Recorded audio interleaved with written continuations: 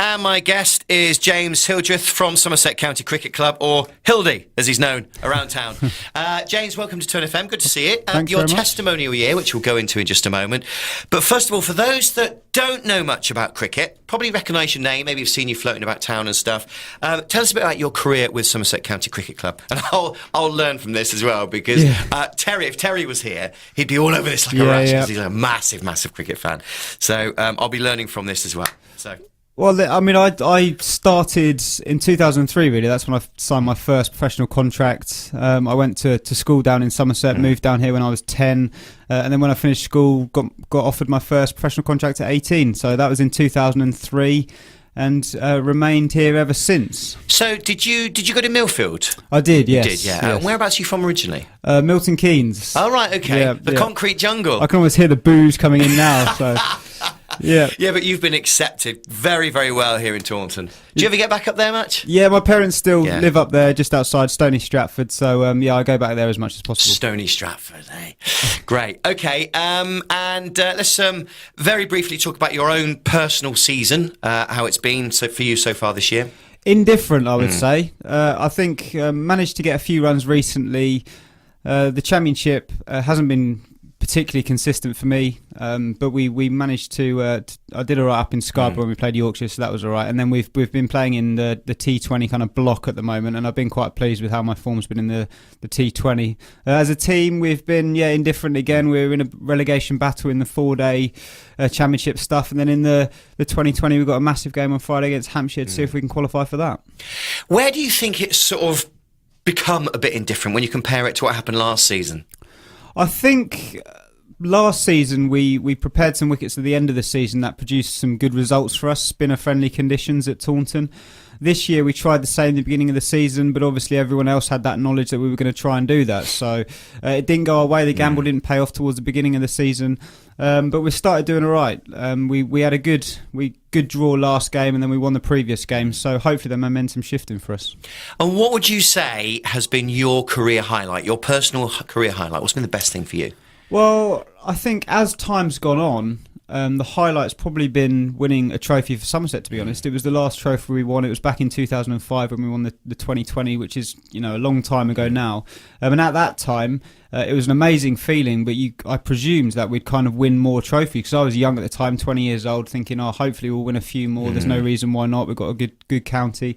But that it hasn't been the case. That was the last one we won. So as time's gone on, that's probably been the most special part of my career.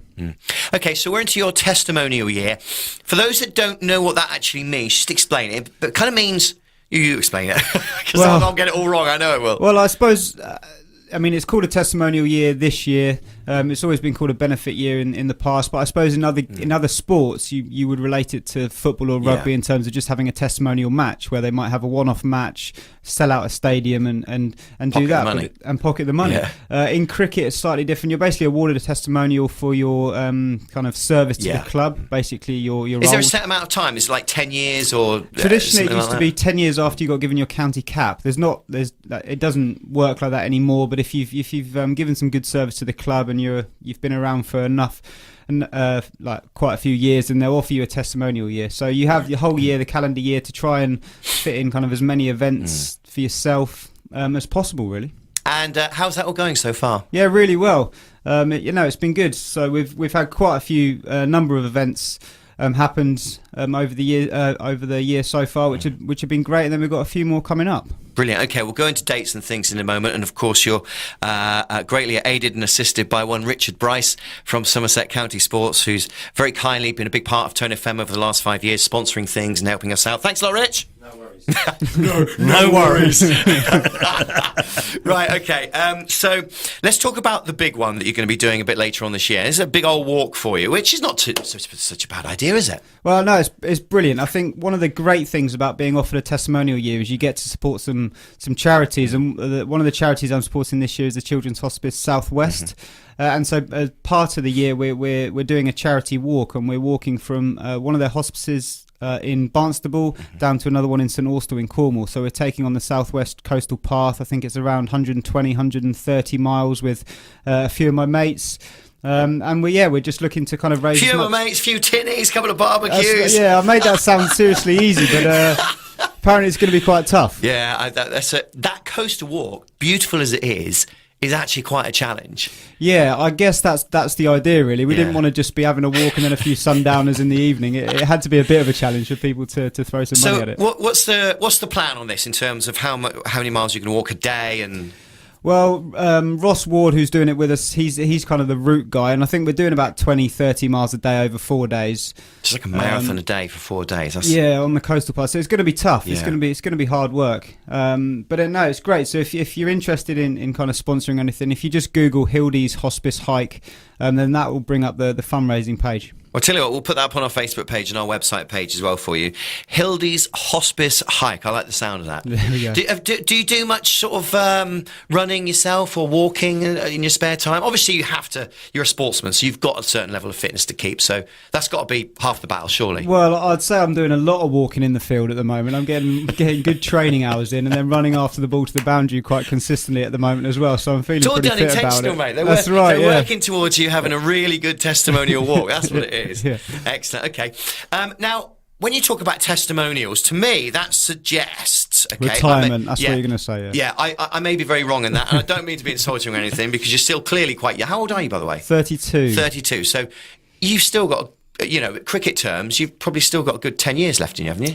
Well, if you go by Trescothic, I was just about to say, who plays with us, he keeps everyone young at the moment. He's 41 and he's still going strong. So, yeah, no intentions of retiring at all, really. I've just signed a new contract, so hopefully there's a few years left in me yet. Good, excellent. Well, I'm sure a lot of the fans listening will be delighted to hear that news. Just very quickly, what's it like to be working around somebody like Marcus, who's got that calibre, and that stature about him? He must bring a lot to the team, particularly for the younger ones coming through. Yeah, and I think so many people, if they watch their cricket or know anything about him, know that he's one of the hardest working guys in the squad. Still at 41. He works on his game more than anyone else, and that's really good for not just the younger guys, for us old boys to see as well, because it really keeps you on your toes and shows you the work ethic you need to maintain that consistency for 25 seasons, I think he's had now. So, yeah, he's a special part of the club.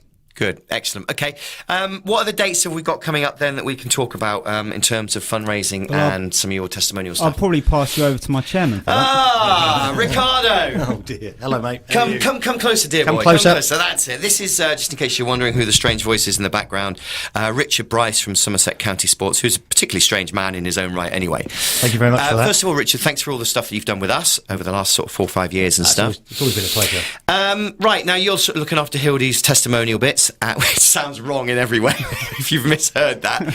Tell us about some of the events you've got planned. Well, some of the bigger events we've got coming up for the rest of the year, which people may or may not be interested in, is one massive event is the Long Room Dinner at Lord's. If you've ever been to Lord's, it's the home of cricket. It's an absolutely amazing place to go, and the Long Room is sensational. So much history with it as well, isn't there? And James has Joss Butler coming down to do the event with him, which I think will be massive. He's a Somerset boy. We know he's away from Somerset at the moment, but he's going to be, I think it's brilliant back supporting James for that particular event. Yeah, brilliant. It's always good to be able to call on your mates, isn't it? That's in October, 9th of October. Mm-hmm. In December, I don't know if people know the Deer Park Hotel down just the other side. Yes, I do actually, yeah. Superb place, full of sporting memorabilia, owned by a guy called Nigel Ray, who owns Saracens Rugby Club. We're putting on a dinner there with Nigel Mansell. So for motor racing enthusiasts... Well, it's Nigel Mansell's homeland, isn't it, down there? It's his homeland, yeah. And Hildy was at a school with his son at Millfield, and he's agreed to come down and do that event. Brilliant. And then the other one, which I think perhaps will appeal to the younger element, is the 7 Deadly Sins Ball at Crocombe Court.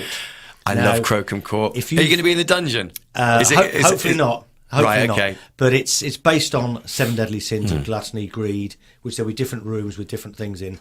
One of the areas will be a shooting range. Will obviously be ducks to shoot, which supports another bit of James's testimony, which is the duck race we're doing on the Tone, I think on the 17th of December. Right, okay. So those events are all pulling together. But Crocombe Court, I think, if you've never been there, it's a bit like Lord's. It's just... Crocombe Court's amazing. I think when James and I went down there the first time, we both pulled in the drive and went, wow. I know, it is a bit like that. And the bloke that owns it is a real character. The Major. The Major. The Major's there, yeah. Boy, dear boy. He is, he's a great bloke. And there are obviously lots of little things going on. There are cricket matches, dinners and various bits and pieces. But those are the main 3 big events for the rest of the year. OK, brilliant. Well, more than welcome to come in and talk these up closer to time, whenever you want, really, because obviously that's what we do. Thank you very much. No, thank you, Rich. Thanks, Dr. James, and Thank good luck with much. everything. Cheers. And have a great year. Cheers.